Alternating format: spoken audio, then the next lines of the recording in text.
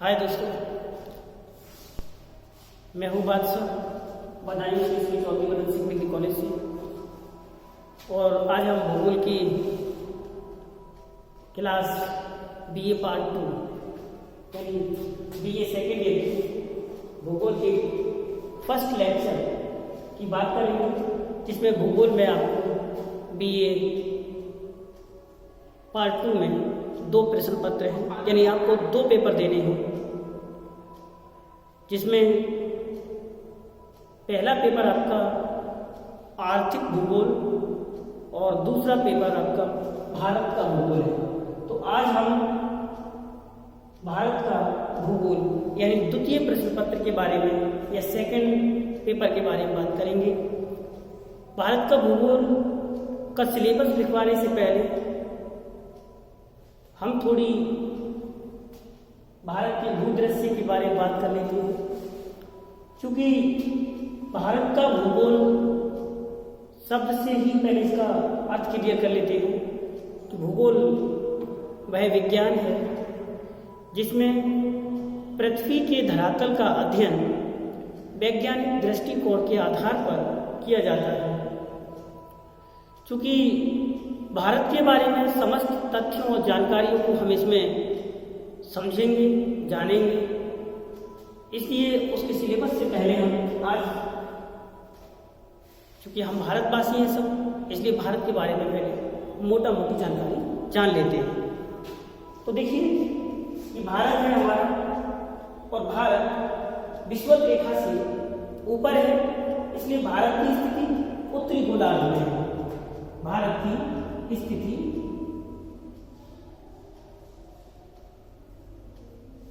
उत्तरी गोलार्ध में।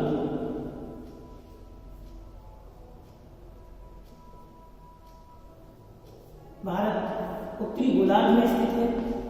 दूसरी बात, भारत के बीचों बीच से कर्क रेखा गुजरती है, तो कर्क रेखा यानी 23.5 डिग्री उत्तरी अक्षांश कर्क रेखा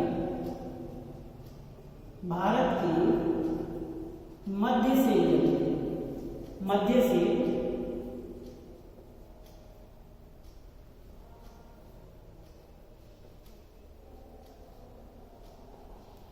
और ये भारत के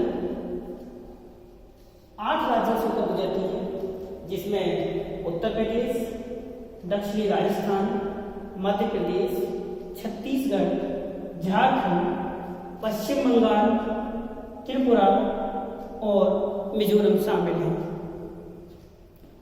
इसके बाद भारत की बात करें तो इसके हम पहले पड़ोसी देशों के बारे में बात कर लेते हैं कि हमारे भारत के उत्तर में हमारे पड़ोसी देश कौन कौन से हैं। तो देखिए यहाँ ये 106 किलोमीटर लंबी सीमा रेखा अफगानिस्तान के साथ है।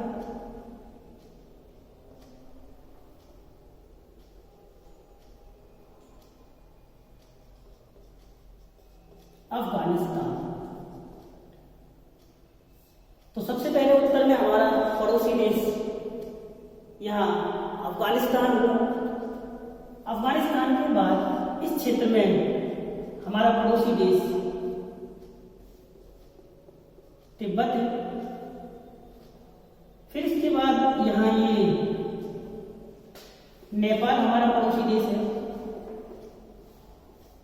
उत्तर, क्योंकि ये उत्तर पूर्व में है। इसके बाद यहाँ हमारा एक पड़ोसी देश पूर्व में भूटान है।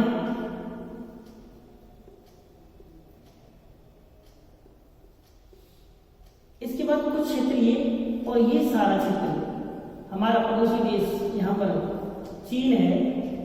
इसके बाद फिर ये वाला क्षेत्र यहाँ हमारा पड़ोसी देश बर्मा, यानी इसका आधुनिक नाम म्यांमार है।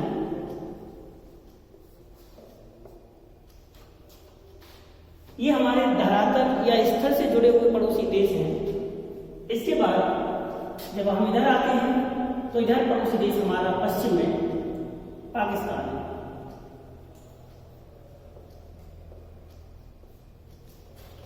अब बात करते हैं कि पूर्व में एक पड़ोसी देश हमारा ये भी है, बांग्लादेश।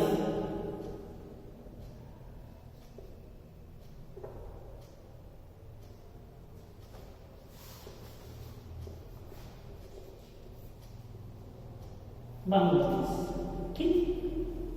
अब बात करते हैं कि इधर, तो फिर ये वाली विशेष भूमि बची, ये क्या है, तो इधर यहां पर अरब सागर, यानी पश्चिम में, यहाँ ये पश्चिम डायरेक्शन है, तो पश्चिम में अरब सागर, और अरब सागर में ही लक्षद्वीप समूह जो प्रवालवृत्ति से निर्मित है, तो लक्षद्वीप समूह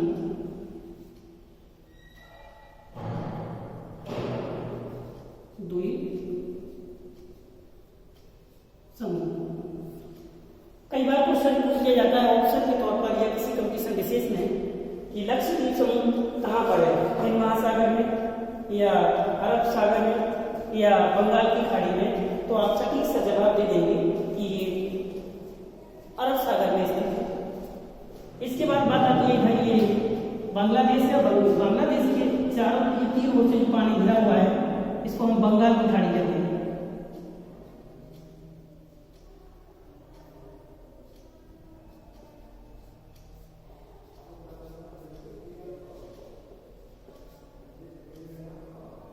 तो ये जो बंगाल की खाड़ी है, इस बंगाल की खाड़ी में ये अंडमान निकोबार द्वीप समूह शामिल है। अंडमान निकोबार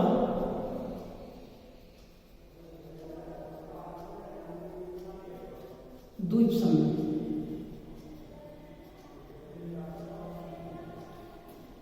अब बात आती है कि भारत में कितने राज्य हैं और हमारे देश की राजधानी। तो ये हमारे देश की यहाँ पर राजधानी क्षेत्र है दिल्ली। तो भारत की राजधानी दिल्ली है। भारत में टोटल राज्य कितने हैं, तो भारत में राज्यों की संख्या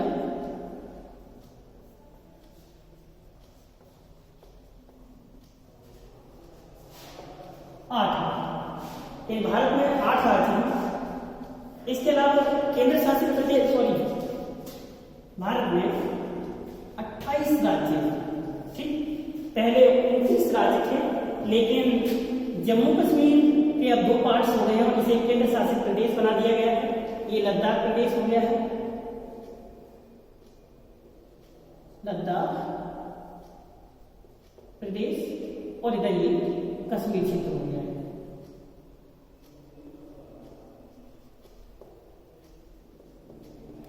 और दोनों ही केंद्र शासित प्रदेश बना दिए हैं, इसलिए अब एक राज्य घट गया है और 28 राज्य हो गए हैं। चूंकि जब ये 28 राज्य हो गए हैं तो हमारे पास केंद्र शासित प्रदेश पहले 7 थे, अब 9 हो जाने चाहिए और 9 हो भी गए। तो केंद्र शासित प्रदेशों की संख्या 9 हो गई थी, लेकिन बाद में 1-2 महीने बाद कुछ अंडमान, इसके बाद दादरा नगर हवेली और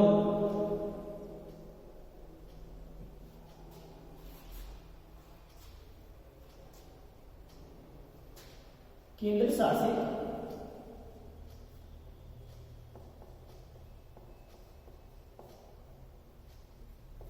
प्रदेश, तो केंद्र शासित प्रदेश ये भी हमारे कितने हैं, 9 की जगह 8 हो गए हैं। 2 प्रदेशों को मिलाकर के 1 कर दिया गया है, ठीक है। दमन दीव और दादरा नगर हवेली दोनों केंद्र शासित प्रदेशों को मिलाकर अब 1 कर दिया गया है। इसलिए पहले 7 थे किंतु 2 बढ़ गए थे, 9 हो जाने चाहिए थे, लेकिन 9 हो गए, परंतु दादरा नगर हवेली और दमन दीव को मिला करके अब 1 कर दिया गया है। इसलिए केंद्र शासित प्रदेशों की संख्या अब 8 रह गई है। इसके बाद अब बात आती है अक्षांश और देशांतरीय विस्तार की। तो भारत का अक्षांशीय विस्तार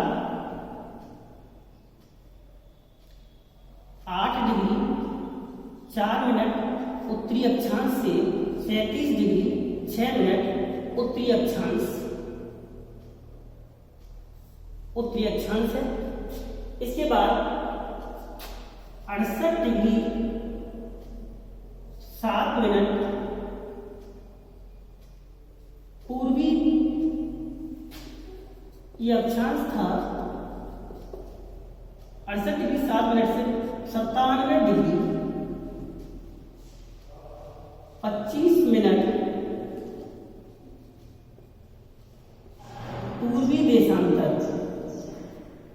ये इसका देशांतरीय विस्तार है। अक्षांशीय विस्तार भारत की मुख्य भूमि का 8 डिग्री 4 मिनट से 37 डिग्री 6 मिनट उत्तरी अक्षांश है, जबकि भारत का देशांतरीय विस्तार 68 डिग्री 7 मिनट से 97 डिग्री 25 मिनट इसका देशांतरीय विस्तार है। भारत की लंबाई